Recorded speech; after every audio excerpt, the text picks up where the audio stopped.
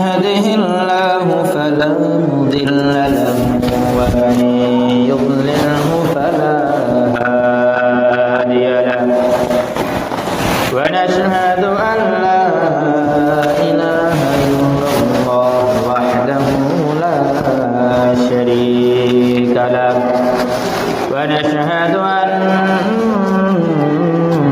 سيدنا وحبيبنا ومولانا محمد صلى الله عليه وعلى آله وأصحابه وبارك وسلم أما بعد فقد قال الله تبارك وتعالى في كلامه المجيد وفرقانه الحميد أعوذ بالله من الشيطان الرجيم بسم الله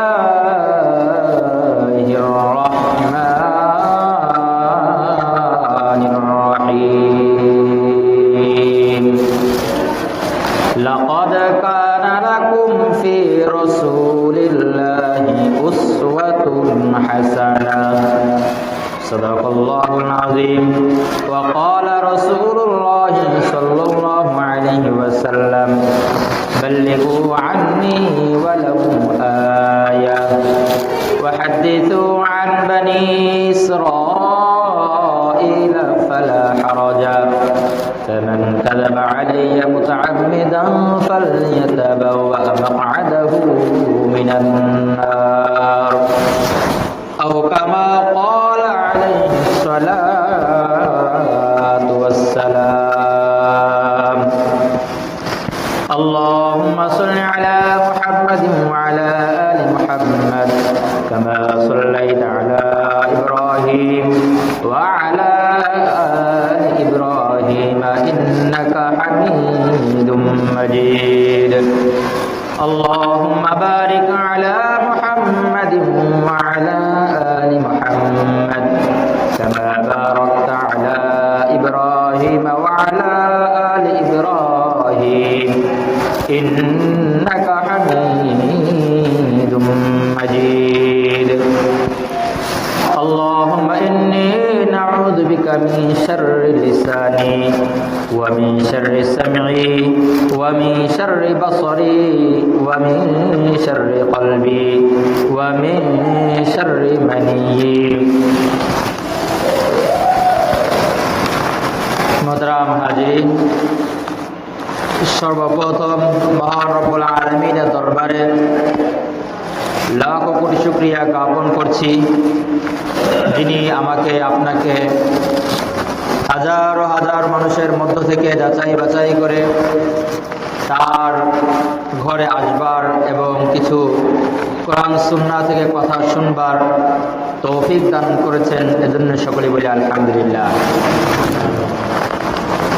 মোহতারাম হাজিরিন আজকের এই রজনী বরকতপূর্ণ একটি রজনী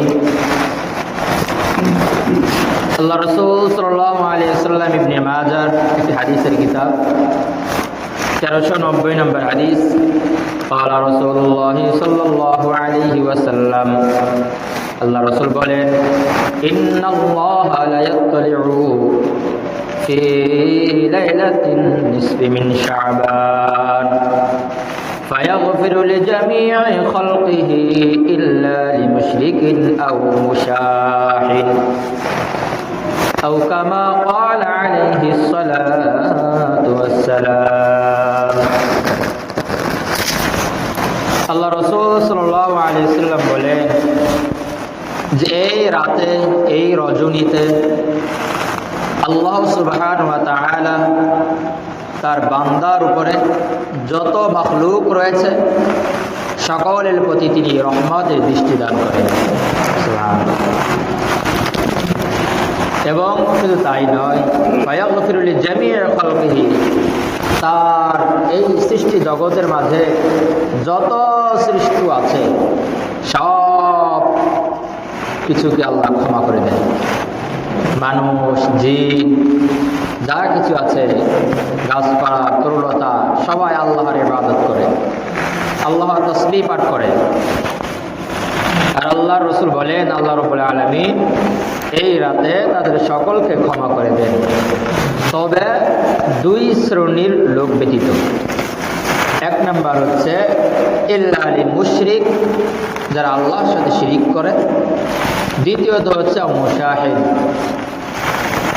ওই বান্দা, ওই উম্মত যে একজন অপরজনের প্রতি হিংসা বিদ্বেষ করে।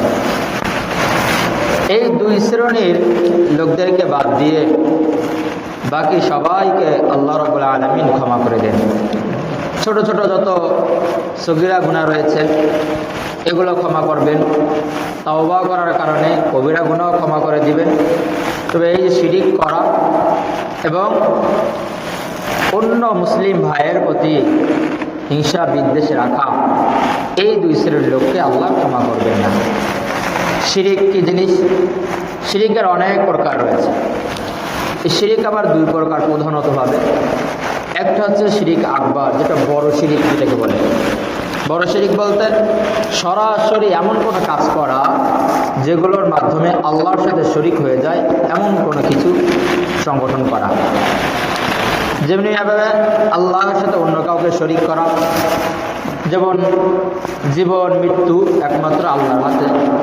এই বিষয়টা যদি আল্লাহ ছাড়া অন্য কারো হাতে আমরা বলি, হোক সে নবী হোক, ফেরেশতা হোক, যত বড় বুজুর্গ হোক, আউলিয়া একরাম হোক, বুজুর্গান দিন হোক, মুফতি একরাম হোক, ফকিহ হোক, ইমামগণ হোক, যত বড়ই সে বুজুর্গ হোক না কেন, কারো প্রতি এই ইসনাদ করা যাবে না, এই সম্বোধন করা যাবে না যে জীবন মৃত্যু একমাত্র তার হাতে। এটা হচ্ছে সরাসরি শিরিক হয়ে যাবে। এটা হচ্ছে শিরিক আকবার। মৃত্যু যার হাতে, জীবনও তার হাতে। আর যিনি সৃষ্টি করেন তিনি মানুষকে হিদায়াত দেন, পথ দেখান। এমনিভাবে যদি বলি যে হিদায়াতের মালিক তো আল্লাহর হাতে, কেউ যেতে পারে না হিদায়াতের মালিক বান্দার কোনো একজন উদ্দেশ্য করে বললাম অমক পীর সাহেবের হাতে, অমক বুজুর্গের হাতে, অমক আল্লাহওয়ালার হাতে, নবীর হাতে। এমনকি সব নবীর হাতেও হিদায়াতের চাবি নেই।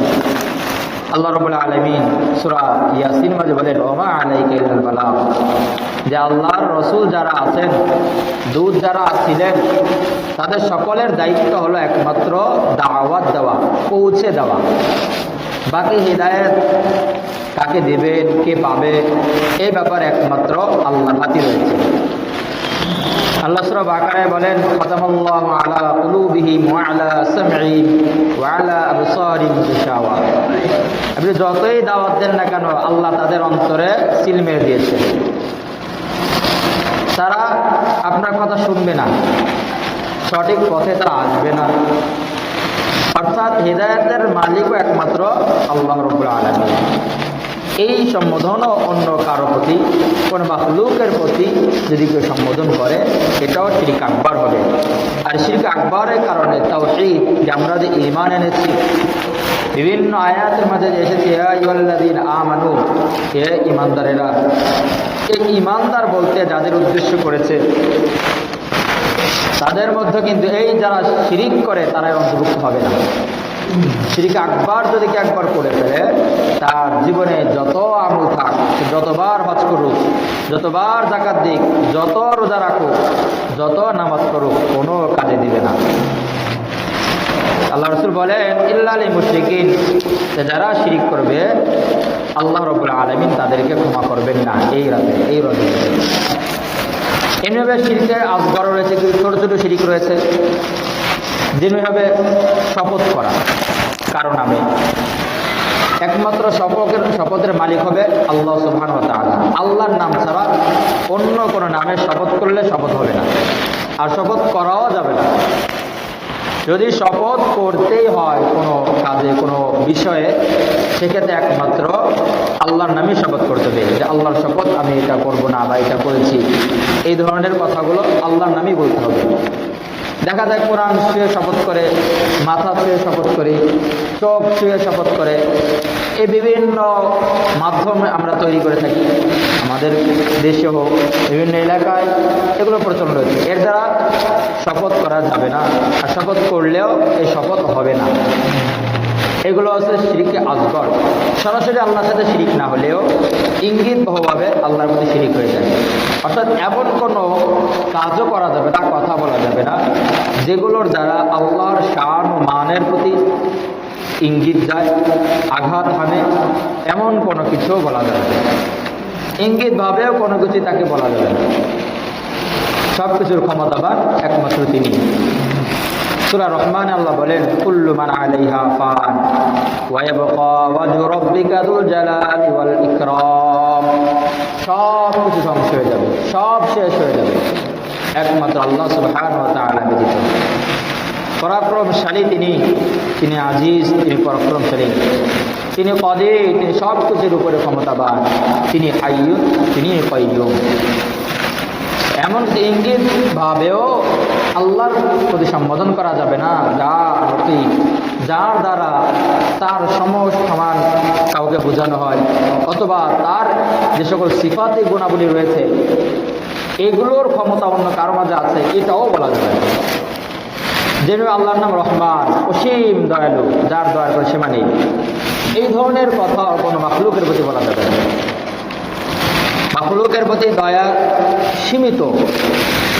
মানুষের মাঝে আল্লাহ যে দয়া দিয়েছে, এটা আল্লাহর দয়া থেকে, দয়ার যে সাগর আছে, সাগর থেকে এক ফোঁটা পরিমাণ পুরা বিশ্ববাসীকে দিয়েছে। ওই দয়া দিয়ে আমরা প্রতি একজন অপরজনের প্রতি দয়া দেখাই, তবে এটার কারণে বলা যাবে না সে তো দয়ার সাগর, দয়ার কোনো শেষ নেই। এই ধরনের অধিক বোঝায় যেগুলো, এগুলো একমাত্র আল্লাহর ক্ষেত্রেই প্রযোজ্য হবে। রহমান যে দয়া, এই দয়ার যে কোনো সীমা নেই, এটা একমাত্র আল্লাহর জন্যই প্রযোজ্য হবে, কোনো মাখলুকের প্রতি এটা প্রযোজ্য হবে না। যেভাবে গফফার নাম আল্লাহ রাব্বুল আলামিনের, ক্ষমাশীল, তিনি সবাইকে ক্ষমা করে দেন। এই ক্ষমা করা ব্যাপক ক্ষমা রয়েছে। এই ক্ষমা গফফার নাম যদি কারো রাখেন, সরাসরি গফফার বলাও যায় না। এই জন্য আল্লাহর যে সিফাতগুলো, নামগুলো আছে, এই নামগুলোকে সরাসরি কেউ যদি কে রাখে, যেমন রহমান নাম রাখে, রহিম নাম রাখে, গফফার নাম রাখে, এই যে নামগুলো যদি কেউ রাখে কোনো সন্তানদের হোক বা কারো, সেক্ষেত্রে তাকে অবশ্যই ডাকার সময় আব্দুর রহমান, আব্দুল গফফার এটা বলতে হবে। শুধু গফফার নামে কাউকে ডাকা যাবে না, শুধু রহিম বলে ডাকা যাবে না, রহমান নামেও কাউকে ডাকা যাবে না। কারণ এগুলোর যে ভারত্ব, এগুলোর যে প্রভাব, তার যে বিস্তৃত রয়েছে, এটা মানুষের মাঝে নেই। কারণ এটা অনেক বড় ভারী একটা শব্দ, এটা একমাত্র আল্লাহর জন্যই প্রযোজ্য। এজন্য আব্দুল গফফার নাম রাখতে হবে, যে গফফারের বান্দা, আর গফফার একমাত্র আল্লাহ সুবহানাহু ওয়া তাআলা। যেমনিভাবে গাউসুল আজম কোনো ব্যক্তি, কোনো মানুষকে বলা যাবে না। মাখলুকের ক্ষেত্রে গাউসুল আজম এই শব্দের ব্যবহার হবে না। অর্থাৎ সর্বোচ্চ সাহায্যকারী এটা একমাত্র আল্লাহ রাব্বুল আলামিনই করেন।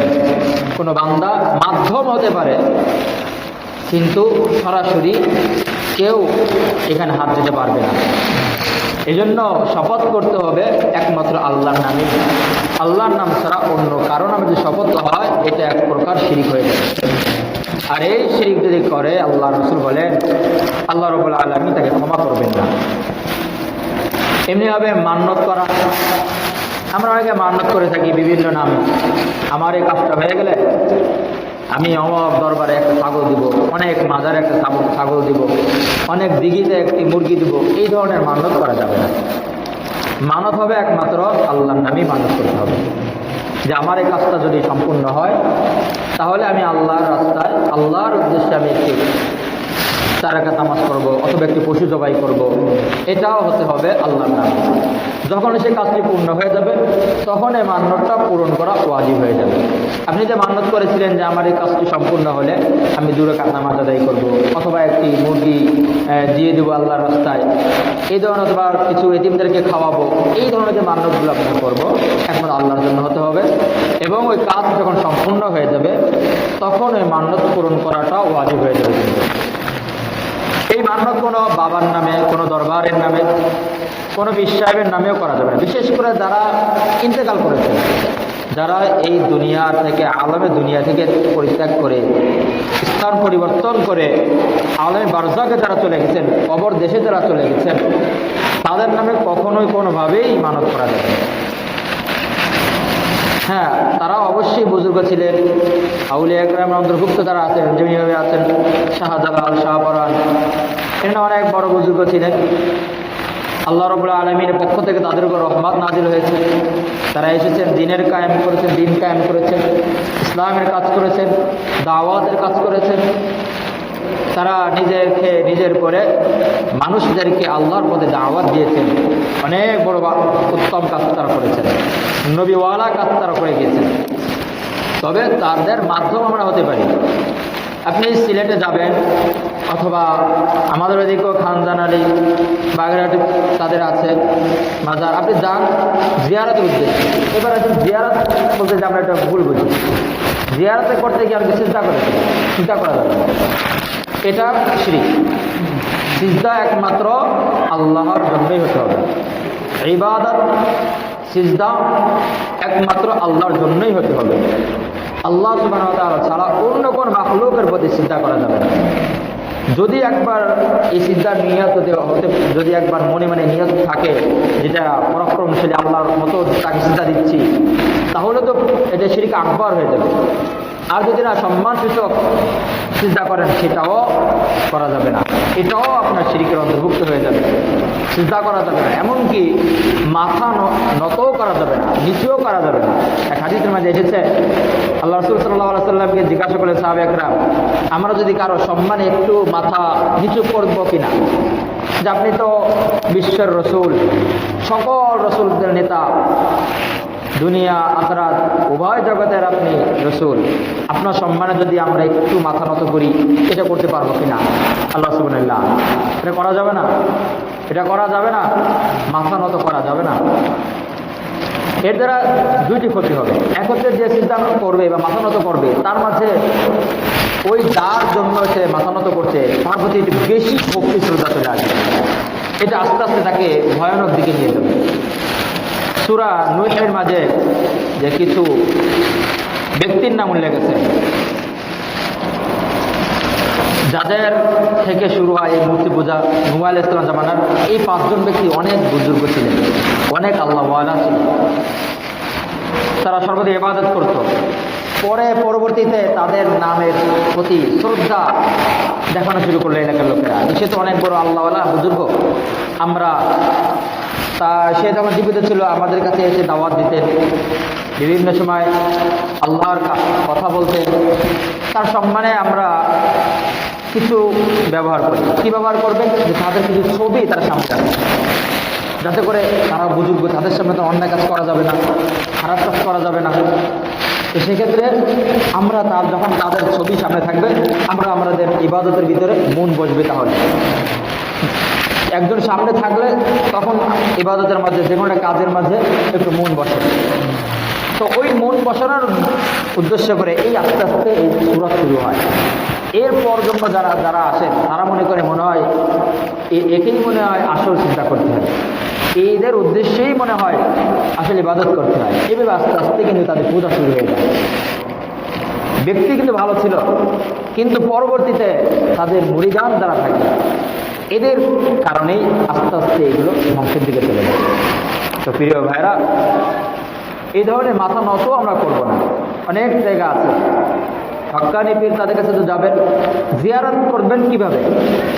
জিয়ারত হলে যাবেন, আপনি গিয়ে সেখানে চোখ বন্ধ করবেন, তিনি দুনিয়াতে ছিলেন, অনেক কাজ করে গেছেন, কিন্তু আজ তিনি দুনিয়াতে নেই, একদিন আমাকেও চলে যেতে হবে। জিয়ারত হচ্ছে এটা, যেখানে গেলে মৃত্যুর কথা স্মরণ হয়, যেই কাজ করলে কবরের কথা স্মরণ হয়, পরকালের কথা স্মরণ হয়, আখিরাতের কথা স্মরণ হয়, সেগুলোই হচ্ছে আপনার জিয়ারত করা। আপনি কবরস্থানে যাবেন, সেখানে গেলে কি হয়, কাউকে কবর দেখতে যাবেন না, এই উদ্দেশ্যে জিয়ারত করা। জিয়ারত হবে এটাই। উসমান রাদিয়াল্লাহু তাআলা আনহু সব থেকে বেশি কান্না করতেন যখন তিনি কবরের পাশ থেকে হাঁটতেন। তার সাথী থেকে জিজ্ঞাসা করলেন, আপনি এত বেশি কান্না করেন কবরের কাছে যখন যান, কিন্তু অন্য সময় এত কান্না করেন না? তখন তিনি বলেন যে আল কবরু, এই কবর হলো মানজিলুন মিন মানাজিলিহা আখিরা, আখিরাতের যত মানজিল আছে পার হওয়ার জন্য সবচেয়ে বড় গেট, বড় মানজিল হচ্ছে কবর। কেউ যদি কবর থেকে পার হয়ে যায়, কিয়ামত তার জন্য সহজ হয়ে যাবে। আর যদি কেউ কবর একবার সহজভাবে আটকে যায়, পরবর্তী ধাপগুলো তার জন্য আরো কঠিন হয়ে যাবে, ভয়ানক হয়ে যাবে। তো ভাইয়েরা, কবরের কাছে যাওয়া মানে এই নয় তার কবরটা কিভাবে সাজানো হয়েছে, তার কবরে কতগুলো ফুল দেওয়া হয়েছে, কতগুলো আতর দেওয়া হলো, কতগুলো গোলাপ জল দেওয়া হলো, এটা দেখার উদ্দেশ্য নয়। কিভাবে টাইলস লাগানো হলো, এই সৌন্দর্য দেখার উদ্দেশ্য নয়। যাওয়া উদ্দেশ্য হলো যে সে হয়তো কিছুদিন আগেও আমাদের সাথে ঘোরাফেরা করেছে, কিছুদিন আগেও আমাদের সাথে সে চলাফেরা করেছে, কিন্তু আজ সে নেই, আজ সে দুনিয়া থেকে চলে গেছে, আল্লাহর ডাকে সাড়া দিয়ে চলে গেছে। আমাকেও যে কোনো সময় চলে যেতে হবে, যে কোনো সময় আমাকে এই ইহকাল ত্যাগ করতে হবে, যে কোনো সময় আমাকে আমার স্থান ছেড়ে চলে যেতে হবে। কুল্লু নাফসিন যায়কাতুল মাউত, আমাকে যে কোনো সময় মৃত্যুর স্বাদ গ্রহণ করতেই হবে, যে কোনো সময় আমার ডাক চলে আসতে পারে। এজন্য ভাইরা, যখন আমরা কোনো গুনাহের কাজ করব, সর্বদা তিনটি জিনিস সবসময় মনে রাখবো, তিনটে জিনিস সর্বদা মনে রাখবো, তাহলে আমাদের এই গুনাহ থেকে বাঁচাটা খুব সহজ হবে। প্রথমত হলো যে আমি যে কাজটি করছি আল্লাহ রাব্বুল আলামিন দেখছেন, আল্লাহ সুবহানাহু ওয়া তাআলা এটা দেখছেন। আমি যে অন্যায় করি না কেন, চুরি করি, ডাকাতি করি, জিনা করি, ব্যভিচারী করি, অন্যের হক মেরে খাই, যখনই কাজটা করতে যাই না কেন, এটা মনে রাখা যে আল্লাহ কিন্তু আমাকে দেখছেন। আপনি যদি করতেই চান অন্যায়, তাহলে এমন জায়গায় গিয়ে করেন যেখানে আল্লাহ আপনাকে দেখতে পাবেন না। এমন জায়গা তো দুনিয়ার কোথাও নেই। সুতরাং যেখানেই আপনি যান না কেন, মাটির তলে যান আর কাছের ভিতরে থাকেন, আল্লাহ সুবহানাহু ওয়া তাআলা আপনাকে দেখবেন। এজন্য যখন অন্যায় কাজ করতে যাব না কেন, প্রথম এইটা মাথায় রাখবো, আল্লাহ কিন্তু আমাকে দেখছেন। দ্বিতীয়ত হচ্ছে ফেরেশতারা কিন্তু সব কিছু লিখে রাখছেন। কিরামান কাতিবিন রয়েছে আমাদের দুই পাশে দুইজন, ভালো করলেও লেখা হয়, খারাপ করলেও লেখা হবে। আপনি যেটাই করেন না কেন সেটা কিন্তু সেখানে লেখা হবে। আল্লাহ দেখছেন, ফেরেশতারা লিখছেন, সাথে সাথে সেগুলো লিখে রাখছেন। অডিও হোক, ভিডিও হোক, লিখিত হোক, সবভাবে এটা লেখা থাকবে। আল্লাহ রাব্বুল আলামিন সূরা বনী ইসরাঈল মাঝে বলেন, ওয়াকুল্লা ইনসানিন আলজামনাহু তায়রাহু ফি উনুকি, আমি প্রত্যেক ব্যক্তির সাথে তাদের গলায় আমি ঝুলিয়ে দিয়েছি একটি পাখি। তয়র একটি পাখি হোক, অর্থাৎ ফেরেশতা, একটি জিনিস আমি ঝুলিয়ে দিয়েছি। অনুখরিজু লাহু, আমি সেগুলো তাদেরকে বের করে দেবো ইয়াউমাল কিয়ামতি, কিয়ামতের দিন, কিতাবা ইয়ালকাহু মানশুরা, খোলা কিতাব পাবে তারা। এই যে আমি যে কিতাব তাদের গলায় আমি ঝুলিয়ে দিয়েছি, একটি তাবিজ তাদের গলায় আমি ঝুলিয়ে দিয়েছি, প্রত্যেকটা নফসের সাথে ওয়াকুল্লা ইনসানিন আলজামনাহু, আমি তাদের গলায় ঝুলিয়ে দিয়েছি। যেখানেই যাই না কেন সেখানেই কিন্তু আমাদের সাথে আমাদের গলা যাবে, আমাদের ঘাড় যাবেই। যদি আমাদের ঘাড় সেখানে যায়, তার মানেই হলো আল্লাহ যাতে বললেন আমাদের সাথে একটি পাঠ্যপুস্তক ঝুলিয়ে দেওয়া হয়েছে, সেটা আমাদের সাথেই থাকবে, যেটা কিয়ামতের দিন আমাদেরকে খুলে দেওয়া হবে। 14 নম্বর আয়াতে আল্লাহ বলেন সূরা বনী ইসরাঈলের, ইকরা কিতাবাক, কিয়ামতের দিন বলা হবে তোমরা পড়ো, তোমার কিতাব তুমিই পড়ো, তুমি নিজেই পড়ো। অনেক সময় দেখা যায় স্কুলে হোক, মাদ্রাসাতে হোক, যে কোনো প্রতিষ্ঠানে কোনো ছাত্র যদি ভুল লেখে বা এমন কোনো অন্যায় করে থাকে লেখার মাঝে, তখন তাকে ডেকে এনে কিন্তু তাকে পড়ানো হয় যে বাবা তুমি কি লিখেছো একটু পড়ো, তুমি যে লেখলা এটা ঠিক হলো কিনা তুমি নিজেই পড়ো। তাকে দিয়েই তাকে পড়ানো হয়। ইকরা কিতাবাক কাফা বিনাফসিকাল ইয়াউমা আলাইকা হাসিবা, তোমার হিসাবের জন্য তুমি নিজেই যথেষ্ট, তোমার হিসাবের জন্য তুমি নিজেই যথেষ্ট। তুমি কি লিখেছো তুমি নিজে পড়ো, তুমি নিজে দেখে নিজেই বাদ দাও, নাম্বার তুমি নিজেই দাও।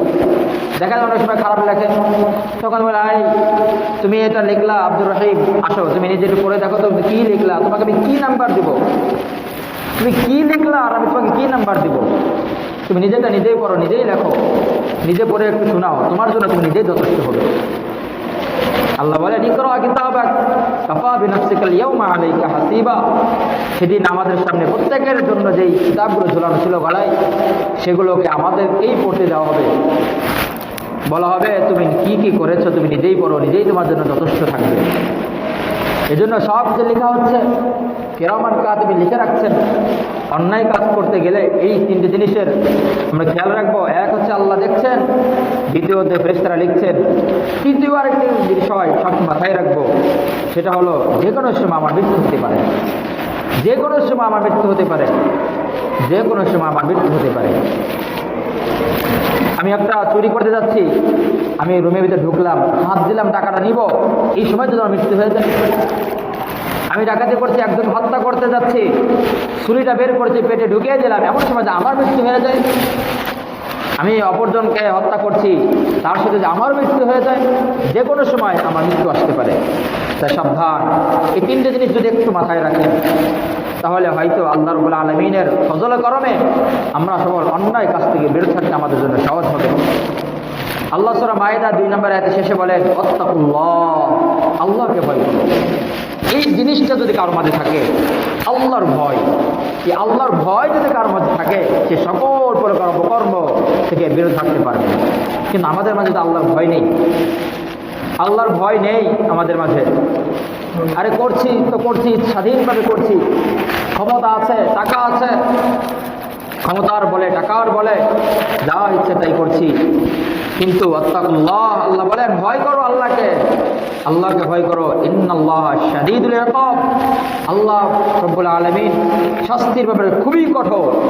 তিনি যেমনিভাবে গফফার, আপনাকে আমাকে ক্ষমা করে দিবেন, ঠিক তেমনিভাবে তিনি কহ্হারও, আপনার আমার অপকর্মের কারণে, আল্লাহর সাথে শিরিক করার কারণে আল্লাহ কিন্তু খুবই কঠিন হয়ে যাবে।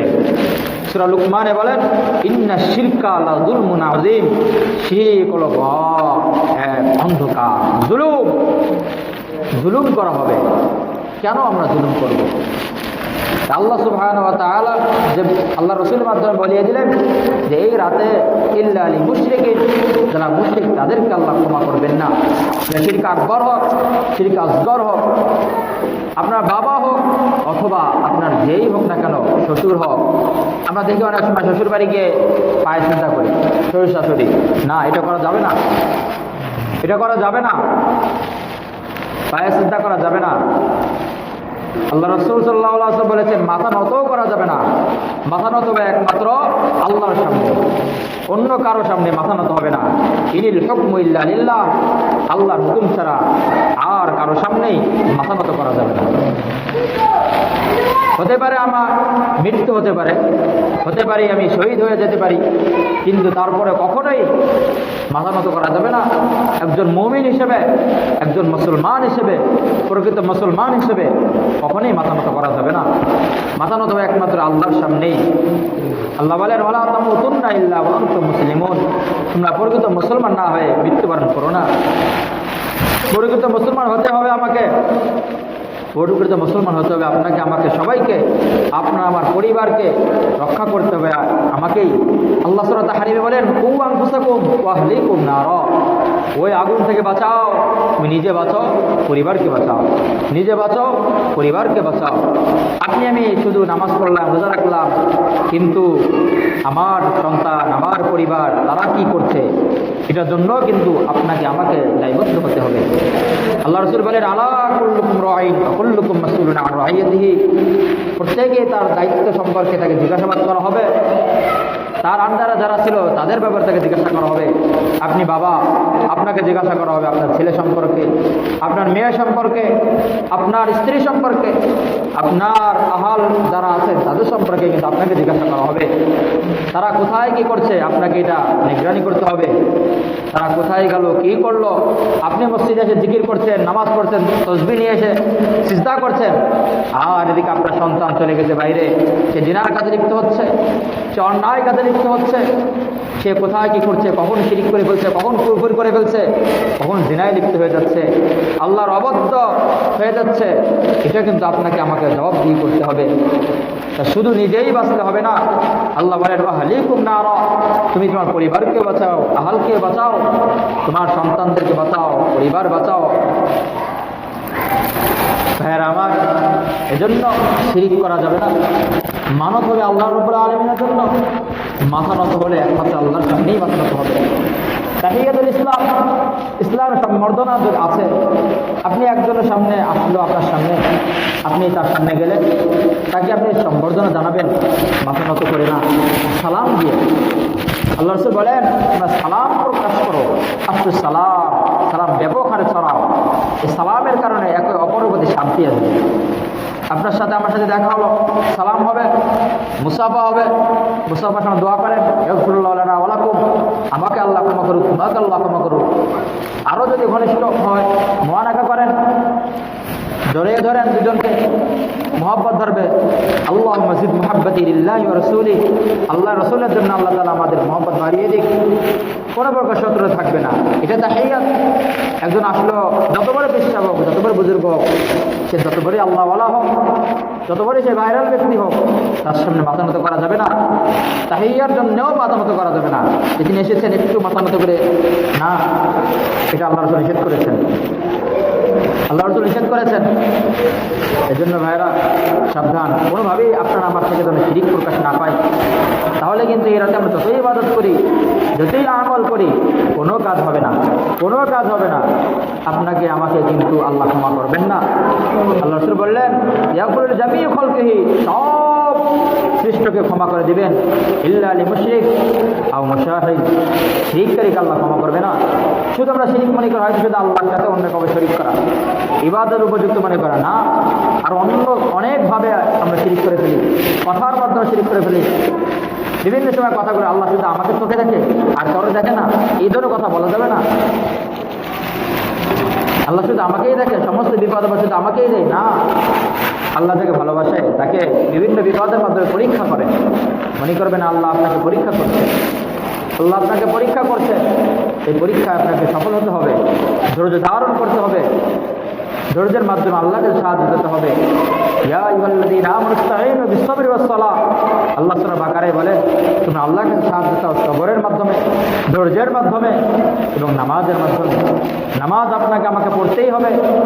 সারাদিন নামাজ নেই, রোজা নেই, আপনি আমি ঈশার নামাজও পড়লাম না, ঈশার পরে রাত 12টার সময় আপনি জায়নামাজ নিয়ে চলে আসলেন মসজিদে, সবে বরাতের নামাজ পড়তে, সবে কদরের নামাজ পড়তে, না, এটা করা যাবে না।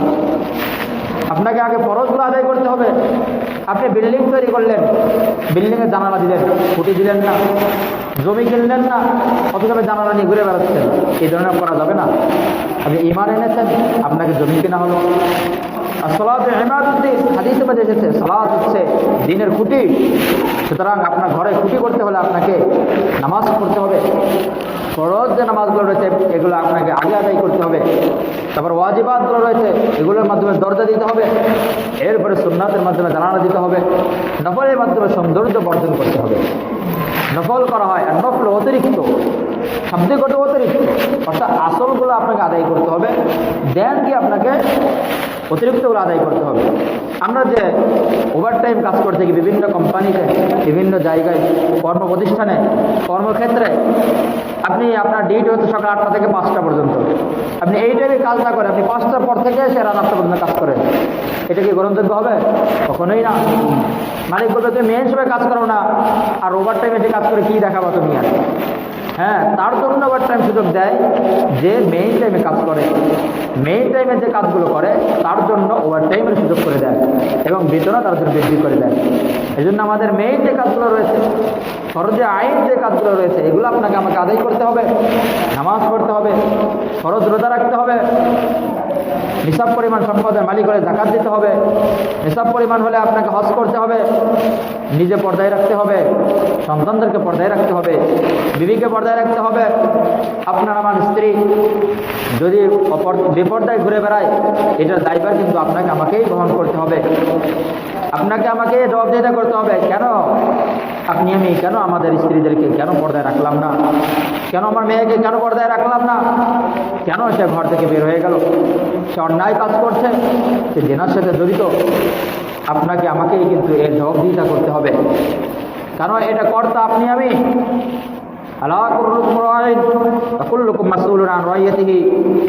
আপনাকে আমাকেই এর জন্য জবাবদিহিতা করতে হবে। তাই ভাই সাবধান, নিজে বাঁচতে হবে, পরিবারকেও বাঁচাতে হবে। কোনোভাবেই শিরিকও করা যাবে না, শিরিকের ঘ্রাণ পায় এমন কোনো কিছুও করা যাবে না, প্রকাশও করা যাবে না। যেখানে শিরিকি কাজকর্ম হয় সেখানেও যাওয়া যাবে না। হয়তো বিভিন্ন এই দিবসগুলোতে অনেক জায়গায় দরবারে, মাজারে আপনি যাবেন, ওই যে বললাম শুধু জিয়ারত করতে। জিয়ারত উদ্দেশ্য হলো আপনাকে মৃত্যুর কথা যেন স্মরণ করে দেয়, এমন উদ্দেশ্যে। অথচ আপনি আমি গিয়ে সেখানে পার্টি করি, কবরে যা সেটা ভুলে দিয়ে এসে আপনি আমি পার্টি করি, খিচুড়ি খাই, বিরিয়ানি খাই। আপনি তো বিরিয়ানি খাওয়ার জন্য কবরে যান নাই, আপনি তো পার্টি করার জন্য সে কবরস্থানে যান নাই, আপনি তো পার্টি করার জন্য সেখানে জিয়ারত করতে যান নাই। আপনি কেন গেছেন? জিয়ারতের মূল উদ্দেশ্যই হচ্ছে আপনাকে যেন মৃত্যুর কথা স্মরণ করিয়ে দেয়। কিন্তু সেখানে গেলে যদি আপনার আমার ভিতরে আনন্দের কথা মনে আসে, উৎফুল্লের কথা মনে আসে, পার্টির কথা মনে আসে, বিভিন্ন আয়োজনের কথা মনে আসে, তাহলে তো সেখানে গিয়ে আপনার আমার কোনো লাভ নেই। খাওয়ার প্রতি আকর্ষণ হবে না, ওখানে যেতে হবে মৃত্যুর প্রতি আকর্ষণ করার জন্য। যে কোনো সময় মৃত্যু আসতে পারে। আপনি যাদের কাছে যাচ্ছি তারা তো এই সবকে দিয়ে একদিন সারা জীবন, তাদের জীবিত থাকা অবস্থায় তারা তো এই দাওয়াতই দিয়েছেন, ভাই আসো নামাজ করো, ভাই রোজা রাখো, আল্লাহর পথে আসো, শিরিক করো না, কুফরি করো না। সকলের দাওয়াত একটাই, লা ইলাহা ইল্লাল্লাহ, আল্লাহর ইবাদত করো, ওয়ালা তুশরিকু বিহি শাইআ, তার সাথে কাউকে শিরিক করো না। গাছপালা হোক, তরুলতা হোক, মানুষ হোক, ব্যক্তি হোক, যারা ইসলাম ছাড়া অন্য যে সমস্ত ধর্মগুলো আছে কোনো না কোনো দিক থেকে তাদের একটি শিরিকের সাথে জড়িত আছে। খ্রিস্ট ধর্ম তারা চিত্তবাদে বিশ্বাসী, মরিয়ম আলাইহিস সালাম, ঈসা আলাইহিস সালাম তাদেরকেও তারা খোদা মানে, এটা এক ধরনের শিরিক, বড় শিরিক, তারা শিরিকে জড়িত। ইহুদিরা তারাও শিরিকে জড়িত, উযাইর আলাইহিস সালাম আল্লাহ সন্তান মানে, এটাও তারা শিরিক করে, এটা শিরিক।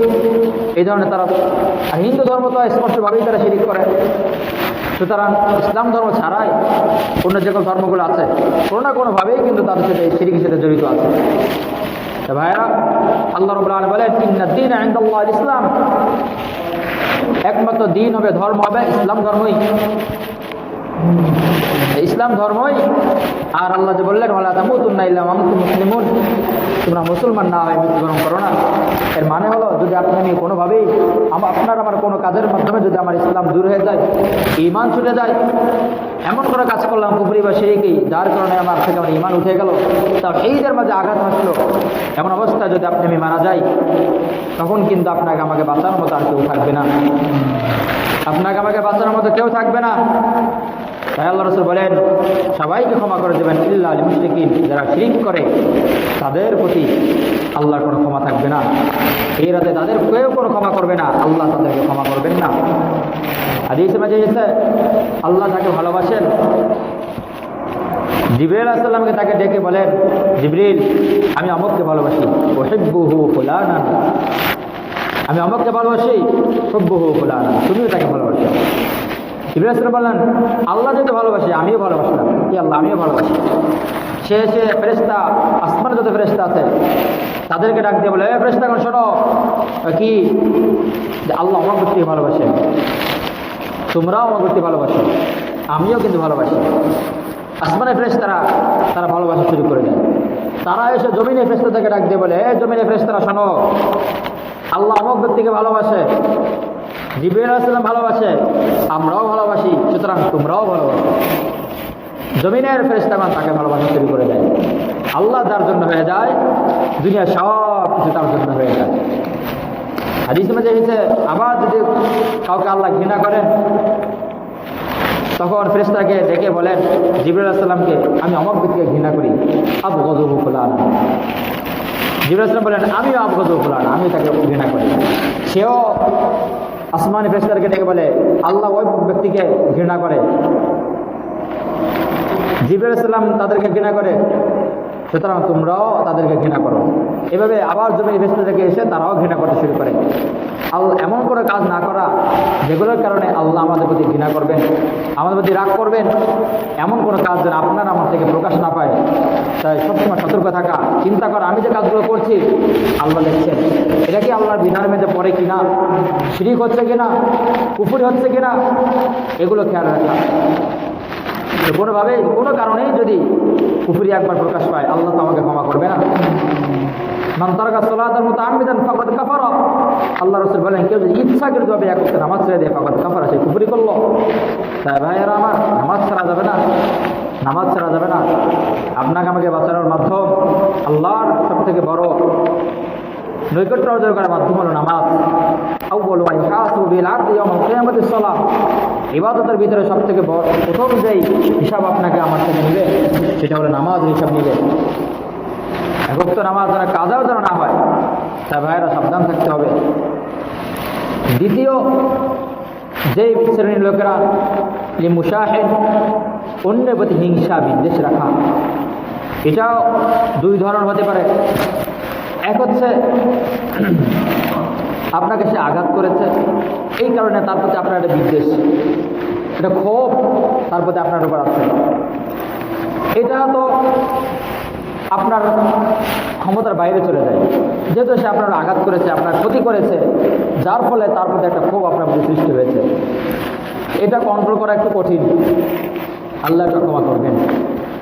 কিন্তু আপনাকে সে কোনো ক্ষতিই করেনি, কিছুই বলেনি, অথচ তার প্রতি আপনার হিংসা, একটা বিদ্বেষ, ঈর্ষা আপনার তার প্রতি জন্ম রয়েছে। সে 10 তলা করলো, আল্লাহ যেন 10 তলা ভেঙে দেয়। সে 5 তলা করলো, আল্লাহ যেন 5 তলাটা ধ্বংস করে দেন। অন্যের প্রতি হিংসামূলক চরিত্র রাখা যাবে না। তারপর অন্য মুসলমান ভাইয়ের কখনো ক্ষতি চাওয়া যাবে না। তার হয়েছে, আপনি দোয়া করেন যেন আমারও হয়। অন্যের কোনো ক্ষতি চাওয়া যাবে না। কোনোভাবেই বিদ্বেষ পোষণ রাখা যাবে না, কোনোভাবেই বিদ্বেষ পোষণ রাখা যাবে না। যে সে একটা ভালো কাজ করলো, একটা ক্ষতি, অপরজনের একজন ক্ষতি হয়ে গেল, হঠাৎ আপনার সামনে একজন পড়ে গেল, পড়ে গেছে হাত ভেঙে গেল, আপনি মনে মনে হচ্ছে যা ঠিকই হয়েছে, ওর হাত ভেঙে গেছে, ঠিকই হয়েছে, ওর হাত ভাঙারই ছিল, সে তো আপনার কোনো ক্ষতি করেনি, আপনি কেন তার প্রতি এই মনোভাব রাখবেন? কেন তার প্রতি হিংসামূলক এই মনোভাব রাখবেন? কেন এই বিদ্বেষ রাখবেন? এই ধরনের বিদ্বেষ রাখা যাবে না। হঠাৎ একজনের সন্তান মারা গেছে, আপনি খুশি যে তার সন্তান মারা গেছে, মারা যাওয়ারই কথা, মারা গেছে ভালো হয়েছে, আমার সন্তান নেই, কোনো সন্তান থাকবে না। না, এই ধরনের বিদ্বেষ রাখা যাবে না, এই ধরনের হিংসা রাখা যাবে না। এই ধরনের হিংসা বিদ্বেষ রাখার কারণে এই রাতে আল্লাহ আপনাকে আমাকে ক্ষমা করবে না। লালি মুশাহিদ, এই বিদ্বেষ পোষণকারীদেরকে আল্লাহ ক্ষমা করবে না। অর্থাৎ নিজের ভালো চাওয়া, অন্যের ক্ষতি চাওয়া। ওষুধ খেয়ে পড়ে গেছে, আপনি তাকে না ধরে না উঠিয়ে আপনি খুশি হলেন। মোটরসাইকেল অ্যাক্সিডেন্ট করেছে, আপনি খুশি হলেন, আপনি তাকে হেল্পও করলেন না, সাহায্যও করলেন না, বিপরীতে আপনি আরও তার প্রতি আরও হিংসা বিদ্বেষ সৃষ্টি করলেন যে যা ওর ভালো হয়েছে, মোটরসাইকেল ভেঙেছে তা কি ভালোই হয়েছে, টাকা চুরি হয়েছে ভালোই হয়েছে। এই ধরনের বিদ্বেষ পোষণ মনোভাব রাখা যাবে না। মুশাহিদ বিদ্বেষ পোষণ থাকলে আল্লাহ রাব্বুল আলামিন এই রাতে আপনাকে আমাকে ক্ষমা করবে না, কোনোভাবেই ক্ষমা করবে না, কোনোভাবেই ক্ষমা করবে না। ভাইয়েরা আমার, এই যে বিদ্বেষ পোষণ রাখলেন, এটা কিন্তু লেখা হবে। ফেরেশতারা কিন্তু ভিতরে বাইরে সব খবর রাখে, সব কিছু আপনাকে লিখে রাখে। তখন ইনসান আলজামনাহু তায়রু ফি উনুকি, গলার সাথে ঝুলানো আছে, এগুলো সব লেখা থাকবে। সূরা কাফের মধ্যে আল্লাহ বলেন 49 নম্বর আয়াতে, যেদিন এই কিতাবগুলো দেওয়া হবে তারা তো অনেকে পড়তে পারবে না, কেউ তো পড়বে না। তখন তারা বলবে কেমন কিতাব দিল, মা লিহাদাল কিতাব, এটা কেমন এক কিতাব, এটা কেমন বই, লা ইউগাদিরু সগীরাতাও ওয়ালা কাবীরাতান ইল্লা আহসাহা। হায় হায়, এই ছোট বড় কোনো কিছু ছাড়েনি।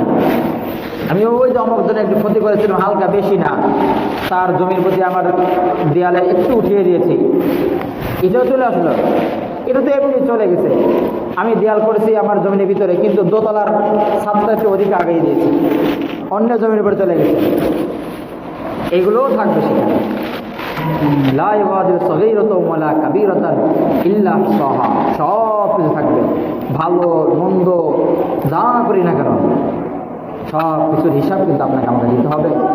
ফামান ইয়ামাল মিসকালা যাররাতিন খায়রান ইয়ারাহ, যে যাররা পরিমাণ, এই যাররা পরিমাণের তাফসীর মুফাসসিররা বলেন এই যাররার মানে কি, কতটুকু হবে। অনেক সময় দেখেন টিনের যে ঘরগুলো থাকে একটু ছিদ্র থাকে, রোদের যে আলো ঢুকে যায় ওইখান থেকে, তখন কিন্তু দেখা যায় অনেকগুলো ময়লা পড়ে গেল ভিতরে। ওই যে কণাগুলো, অণুগুলো, ওর থেকেও ছোট হলো যাররা পরিমাণ। এর থেকে ছোট যদি কেউ ভালো করে, সূরা জিলজাল আল্লাহ বলেন মান ইয়ামাল মিসকালা যাররাতিন খায়রান ইয়ারা, কে যদি এর থেকেও ছোট ছোট পরিমাণ যাররা করে ভালো কাজ করে। আপনি রাস্তাতে হেঁটে যাচ্ছেন, রাস্তার মধ্যে একটা ইট পড়ে আছে, আপনি শর্ট দিয়ে পাশ সরাবেন, পা দিয়ে, হাত দিয়ে লাগবে না, পা দিয়ে পাশে দিয়ে দেন যাতে করে কেউ পরবর্তী আঘাত না পায়, এমনি দিলেন। এই ভালো কাজটাও আপনার কাজে। অথবা যে কোনো কাজ হোক না, একটা ময়লা আছে মসজিদে, আপনি এটি সরাই দিলেন, এটাই আপনার জন্য যথেষ্ট। একটি কুকুর পায়খানা লেগেছে, আপনি একটু পানি দিলেন, পিঁপড়াকে পানি দিলেন, একটি ভাত দিলেন, সব পিঁপড়া বলে খাচ্ছে। আপনি হচ্ছে এমনি ভাতটা পড়ে গেল কোনোভাবে আপনার থেকে, ওটা খেয়ে সে দোয়া করলো আপনার জন্য।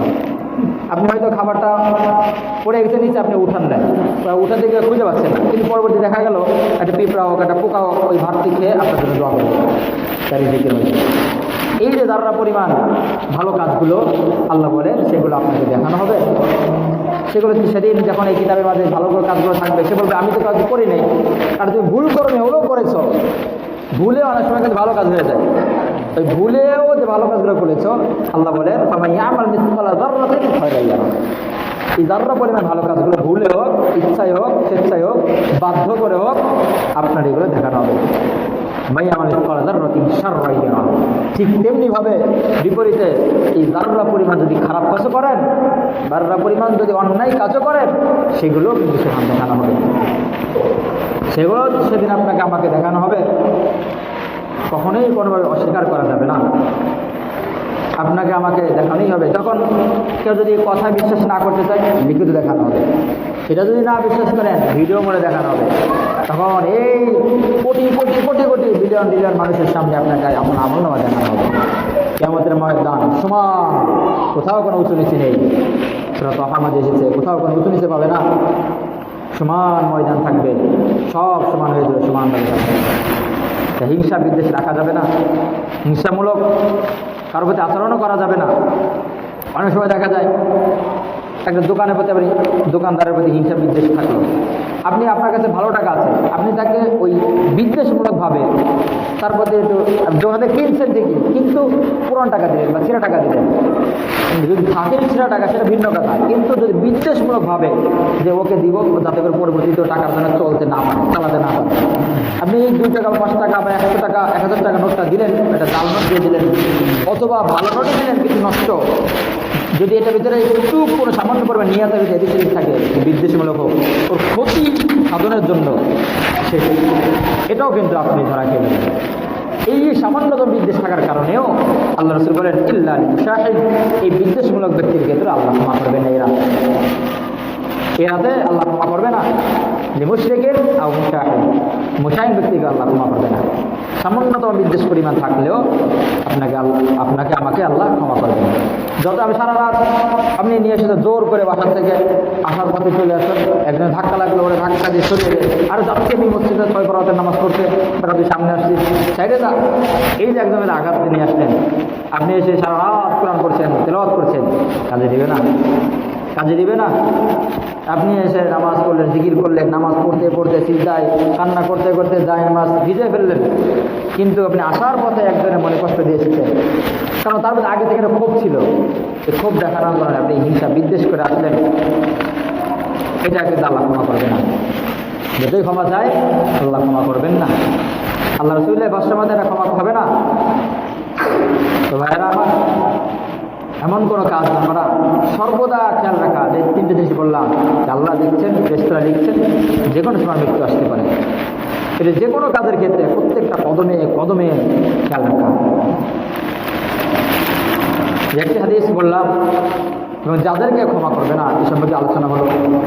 আজকে যদি বরকতময় রজনী, এই রজনীতে আসলে একটু ভুল প্রচলন যদিও আছে, সেটা হলো অনেকে মনে করে এই রাতেই রিজিক বন্টন হবে। রিজিক বন্টনের 2 ধাপ। এক হলো আপনার আমাকে সৃষ্টির পূর্বে, পুরো পৃথিবী সৃষ্টির 50 বছর আগে থেকেই আপনার সবার রিজিক কিন্তু বন্টন করা আছে। আপনার রিজিকে যা থাকবে এটা অলরেডি বন্টন করা আছেই।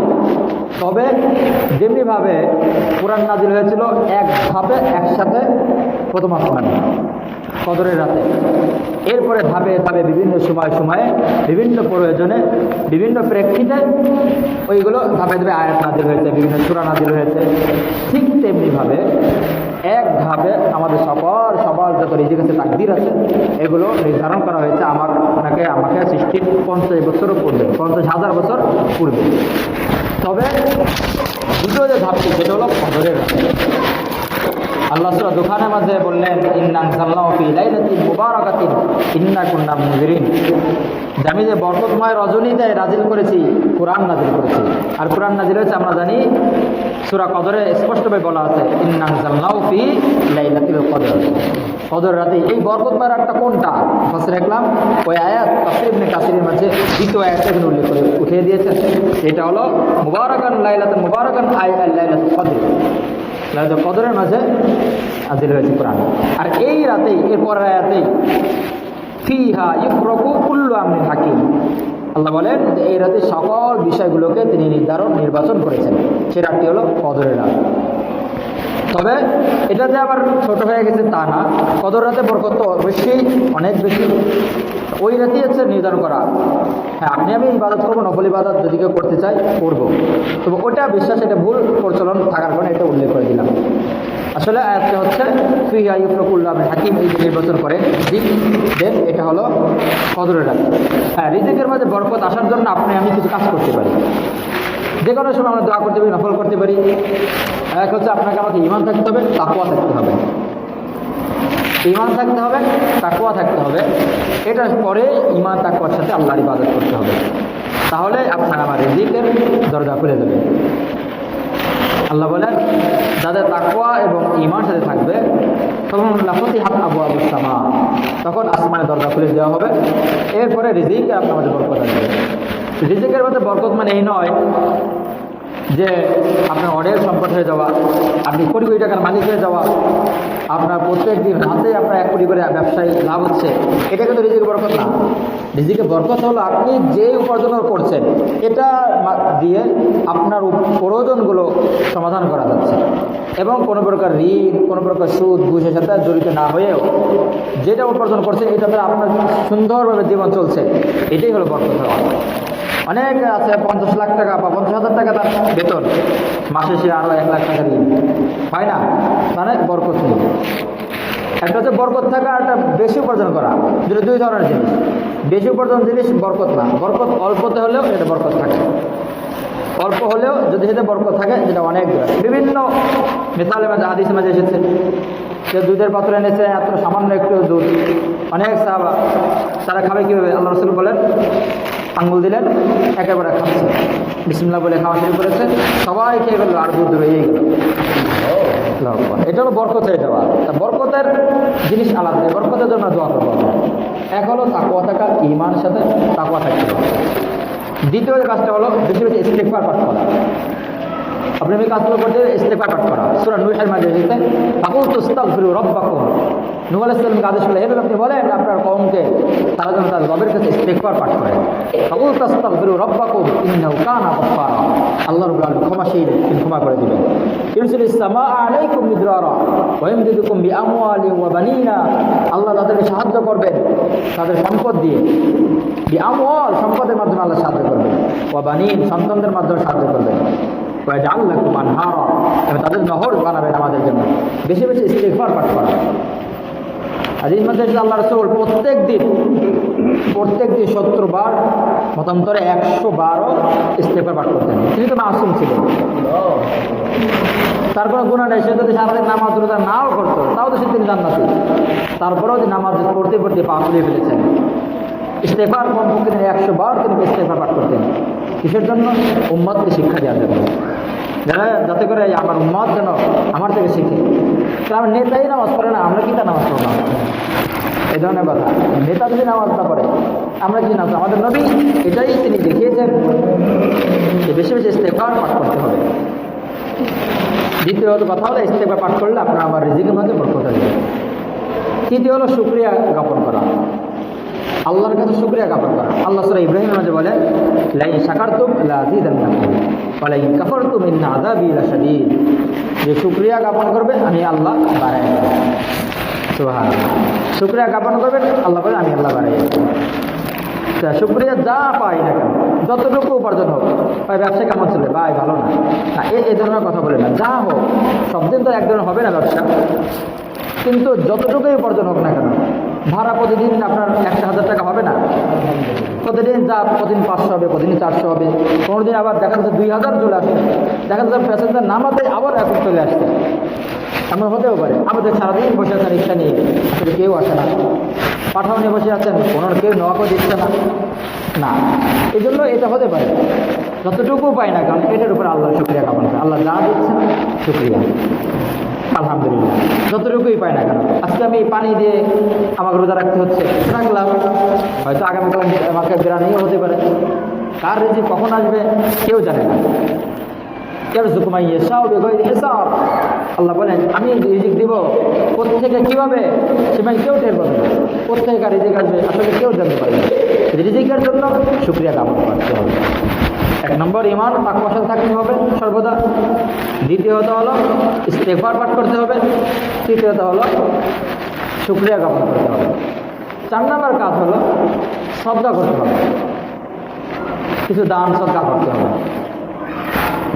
আল্লাহ বলেন ইয়ামহাকুল্লাহু রিবা ওয়া ইউরবিস সাদাকাত, তিনি রিবা সুদকে ধ্বংস করে দিবেন, ওয়া ইউরবিস সাদাকাত, আর যেই সদকা যারা করবে সেই সদকা ভিতরে আল্লাহ বরকত দিয়ে দেবেন, বাড়িয়ে দেবেন। এই জন্য সদকা করা। 4 নম্বর কাজ হলো রিজিক বাড়ানোর জন্য, রিজিকের মধ্যে বরকত আনার জন্য কাজ হলো সদকা করা। সদকা করলে অনেক বিপদ আপদ কেটে যায়, রিজিকের মধ্যে বরকত আসে। বিপদ থেকে কেটে যাওয়া মানে এটাও কিন্তু এক ধরনের আপনার রিজিকে বরকত চলে আসে। রিজিক মানে শুধু খাওয়ার রিজিকটা না, আপনার চলাফেরা জীবনযাপন করার জন্য যা কিছু আছে প্রত্যেকটা জিনিস একটা রিজিক, এটাও একটা রিজিক। এটা আপনার অসুস্থ হয়ে যাওয়া, অসুস্থ থেকে মুক্তি পাওয়া, সুস্থ থাকা, এটাও কিন্তু একটা উত্তম রিজিক। অসুস্থ থাকতেন আপনি, আপনাকে কত টাকা খরচ হতো, অনেক টাকা চলে যেত। যদি বড় ধরনের রোগ হতো, কিডনির প্রবলেম হতো, হার্টের রোগ হতো, অনেক টাকা আপনার খরচ হতো। এটার বিনিময়ে আপনি 10 টাকা দান করার কারণে যদি এই রিজিক থেকে আপনি, এই অসুস্থ থেকে আপনি বেঁচে যান, আল্লাহ যদি আপনাকে বাঁচিয়ে দেন, এটাই তো বড় উত্তম রিজিক। সুস্থতা এটা বড় নিয়ামত, আল্লাহ যদি নিয়ামত আছে, এর থেকে মোটামুটি আহম একটা নিয়ামত হচ্ছে সুস্থতা। সুস্থ না থাকলে আসলে কোনো কিছু ভালো লাগে না। মাথা ব্যথা হলে আপনার সামনে খাবার বিরিয়ানি কাচ্ছি দিলেও ভালো লাগছে না, খেতে পারবেন না। সুস্থ থাকলে, শরীর ঠিক থাকলে আপনি ইবাদতে মন বসবে, আপনার কাজকর্মেও মন বসবে। ইবাদতে যদি মন না বসে, কাজকর্মে মন না বসে, এটা আপনার উত্তম রিজিক না। উত্তম রিজিকের জন্য সদকা করা। ইয়ামহাকুল্লাহু রিবা ওয়া ইউরবিস সাদাকাত। নামাজ শেষ আল্লাহ সূরা জুমার মাঝে বলেন, ফাইজা কুদিয়াতিস সালাত ফান্তাশিরু ফিল আরদ। নামাজ শেষ আল্লাহর রিজিকের জন্য, আল্লাহর পক্ষ থেকে দেওয়া যে রিজিক, এগুলো অনুসন্ধান করার জন্য তোমরা ছড়িয়ে ছিটিয়ে যাও বিভিন্ন জায়গায়। ফান্তাশিরু ফিল আরদ ওয়াবতাগু মিন ফাদলিল্লাহ, এবং আল্লাহর পক্ষ থেকে অনুগ্রহ, এই ফাদলুল আয়া রিজিক, আল্লাহর পক্ষ থেকে দেওয়া রিজিক তোমরা অনুসন্ধান করো।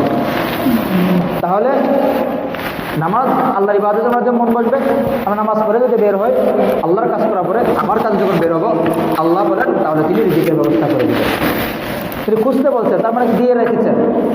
মানে কি, আমি মনে করলাম যখন এখানে কিছু ময়লা বালুর ভিতরে আমি একটা স্বর্ণের টুকরা রেখে দিলাম, এখানে বললাম যে ভাই এখানে খোঁজো, এখানে আছে, মানে আছে তো নিশ্চিত, কারণ রাখা তো আছে। তার মানে কি, বুঝতে বললাম, তার মানে অবশ্যই এখানে আছেই, এখানে স্বর্ণ অবশ্যই আছেই বলে আমি তোমাকে বুঝতে বললাম। আল্লাহ বললেন ওয়াবতাগু মিন ফাদলিল্লাহ, আল্লাহর দেওয়া রিজিক তোমরা খোঁজো। তার মানে অবশ্যই রিজিক আছে, নেই তা নেই। আপনার আমার রিজিক, সবার রিজিক অবশ্যই আছে, যে কোনো পন্থায় যে কোনোভাবেই আল্লাহ এটা আমাদের কাছে পৌঁছায়। তিনি চাইলে মাধ্যম ছাড়াও দিতে পারেন, চাইলে মাধ্যম দিয়েও দিতে পারেন। তাই তিনি হয়তো মাধ্যম দিয়ে, অনেক বেশিরভাগ তিনি মাধ্যম ব্যবহার করেন আমাদেরকে শিক্ষা দেওয়ার জন্য, মাধ্যম ছাড়াও দিয়েছেন। মারিয়াম আলাইহিস সালামকে মাধ্যম ছাড়া দিয়েছেন। তো এইখানে হঠাৎ তিনি যখন ছিলেন, তার কাছে এসে দেখেছেন তার চাচা জাকারিয়া আলাইহিস সালাম, এসে দেখলেন তার কাছে ফলমূল কিনে কোথা থেকে আসলো, এই মরুভূমিতে ফলমূল আসলো কোথা থেকে। এটা আল্লাহ ব্যবস্থা করে দিন মাধ্যম ছাড়া। মাধ্যম ছাড়া আল্লাহ দিতে পারে, আর মাধ্যম দিয়ে আল্লাহ দেন। সাধারণভাবে মাধ্যম দিয়ে দিই যাতে করে আমরা বুঝি মাধ্যম দিয়ে দিলে একটা আমাদের সামান্য জ্ঞানের মাধ্যমে আমরা যারা বুঝতে পারি সহজে বিষয়টা যেন বোঝা যায়। আল্লাহ বলেন মাউতি তো মানে ইলমিল্লাহ কলিলা, আমি তোমাদের জ্ঞান দিয়েছি সীমিত, খুবই সীমিত। তা আল্লাহর বড় জ্ঞানের মাঝে আমরা আসলে বুঝতে পারবো না এই সামান্য জ্ঞান দিয়ে, এই জন্য আল্লাহ মাধ্যম দিয়ে আমাদেরকে দেন। এই জন্য মাধ্যম আমরা ব্যবহার করতে পারি। যেভাবে আমরা কারো সন্তান হচ্ছে না, কারো সরাসরি বাবার কাছে না দেওয়া, দরবারে না দেওয়া। হ্যাঁ, আপনি ডক্টরের কাছে ব্যবহার সাহায্য হেল্প একটা মাধ্যম ব্যবহার করা। ডক্টরের কাছে গেলেন, ডক্টর দেখালেন, হয়তো কোনো রোগ থাকতে পারে, সে চেষ্টা করলো, কিন্তু ডক্টরই আপনার সন্তান দেবে এমনটা না। বাবার কাছে গেলে বাবাই আপনার সন্তান দেবেন এমনটা না।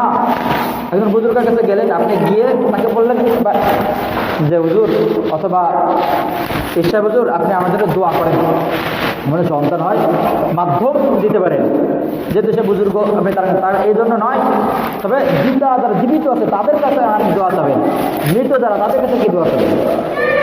যারা জীবিত তাদের কাছে যাবেন, তার মাধ্যম হিসেবে আপনি দোয়া পেতে পারেন যে আমার সন্তান হচ্ছে না, আমি অসুস্থ, আপনি আমার মাধ্যমে আমার দোয়া করেন।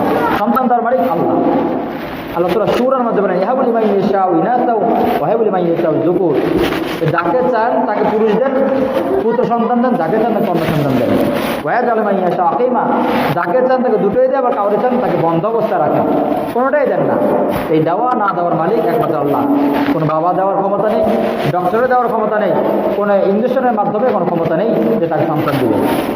এই জন্য সন্তান আমরা কোথাও গিয়ে কোনো মৃত কারো কাছে বিশেষ করে আমরা চাবো না। বললাম যে জিয়ারত করতে হবে, জিয়ারত করে আসবে, ওইখানে গিয়ে চিন্তা দেবেন না, চাবেনও না যে বাবা আপনার কাছে আসছে আপনি আমার সন্তান নেই। বাবা তো সন্তানদের মালিক না, সে সন্তানদের মালিক না, সে আপনাকে কীভাবে সন্তান দেবে? সন্তান তার মালিক এখন আল্লাহর কাছে। আল্লাহ কিন্তু আপনি বাবার কাছে না গিয়ে সালাতুল হাজতে দাঁড়ায় যান। আল্লাহ তো দেখিয়ে দিয়েছেন মাধ্যম। সালাতুল হাজত জোরে কাঁদান, সালাতুল হাজত করেন, এরপরে তাসবিহ পাঠ করেন, দুরূদ শরীফ পড়েন, আল্লাহ কিন্তু জানলাম আমার এই সমস্যা, এই প্রবলেম হচ্ছে, সলভ করে দেবো। সমস্ত কিছু সমস্যার সমাধান একমাত্র আল্লাহর কাছে। সমস্যা আমরা করি, সমাধান করবে আল্লাহ। এই জন্য এটা একদম কিন্তু শিরিক হয়ে যাবে। আর এই শিরিক যারা করবে, আল্লাহর ঘোষণা মতে যে ইয়াগফিরু জামিউ খালকি, এই রাতে সবাইকে ক্ষমা করবে ইল্লা মুশরিকিন আও মুশরিকিন, এই শিরিককে আল্লাহ ক্ষমা করবে না। রিজিকের যে সকল বরকতের জন্য যে বিষয়গুলো বললাম, এক হলো তাকওয়া ঈমানের সাথে থাকা, দ্বিতীয়ত হলো ইস্তিগফার পাঠ করা, তৃতীয়ত আল্লাহর শুকরিয়া জ্ঞাপন করা, 4 নম্বর হলো দান করা, 5 নম্বর হলো একসাথে খাওয়া। পরিবারের ছেলেদের সাথে, সন্তানের সাথে, স্ত্রীর সাথে 3-4 জন মিলে একসাথে এক প্লেটে খান, এটা আল্লাহ রিজিকের মধ্যে বরকত দেন। আপনি দেখবেন যখন 3-4 জন মিলে এক প্লেটে খাবেন বিসমিল্লাহ বলে, তখন দেখবেন অল্পতে আপনি একা যখন খেতেন তখন 2-3 প্লেট খাওয়ার পর পরিপূর্ণ পেট ভরছে, ভালো খাবার রেখেছে। অথচ যখন ওই খাবারটাই আপনারা 3-4 জন মিলে একসাথে খাবেন, অল্পতে আপনার পেট ভরে যাবে, অল্পতে পেট ভরে যাবে। এটা বরকত আছে, বরকত আছে। হাসান সনদ এক হাদিস, আল্লাহ রাসূল সাল্লাল্লাহু আলাইহি ওয়াসাল্লামকে এক সাহাবী এসে বললেন, রাসূল আমরা অনেক খাবার খাই কিন্তু তেমন পেট ভরে না, তো তোমরা কি আলাদা আলাদা খাও? হ্যাঁ, না তোমরা একসাথে খাও, একসাথে খেলে বরকত আছে। একসাথে খাওয়া এটাও বরকতপূর্ণ একটা কাজ। রিজিকের মধ্যে বরকত আসার জন্য আমরা এই কাজ করবো। এক হলো ঈমানের সাথে থাকা, 2 নম্বর তাকওয়ার সাথে থাকতে হবে, মানে আল্লাহকে ভয় করতে হবে, 3 নম্বর হলো ইস্তেগফার পাঠ করতে হবে বেশি বেশি, 4 নম্বর শুকরিয়া জ্ঞাপন করতে হবে, যতটুকু আছে ততটুকুর করে শুকরিয়া জ্ঞাপন আলহামদুলিল্লাহ বলা, 5 নম্বর হলো দান করা, 6 নম্বর একসাথে খাওয়া। একসাথে খাওয়া আল্লাহ তাআলা আমাদের সকলকে এই আমল করার তৌফিক দান করুন, আমরা সকলেই বলে আমিন। এবং কেউ যদি এই ইবাদত করতে চান আপনারা করতে পারেন নফল ইবাদত, তবে যেটাই বললাম আগে আপনার ফরজগুলো আদায় করতে পারবেন। এবারে আপনি আসেন নামাজ পড়লে, দেখা যাচ্ছে আপনি 10টার দিকে জানামাজ নিয়ে আসছেন, এসে নামাজ পড়তেন সারা রাত করে, তাহাজ্জুদ করে বাসায় চলে গেলেন খাবার খেতে। আগে মানে রোজা রাখবেন, রোজার সাহারি খেয়ে আপনি একটু শুনেন ঘুমেন, ফজর নামাজ কাজ হয়ে গেল, তো কী লাভ হলো আপনার সারা রাত ইবাদত করেন? যেটা বললাম আমরা দেয়াল তৈরি করলেন না, দরজা নেই, জানালা নেই, আপনি ফুল নিয়ে ঘুরতেছেন, কী ব্যাপার আমি সাজাবো ঘর এই তো নিয়ে। আল্লাহ রাব্বুল আলামিন আমার জন্য আমল করার তৌফিক দান করুন। আমিন। আলহামদুলিল্লাহ রাব্বিল আলামিন।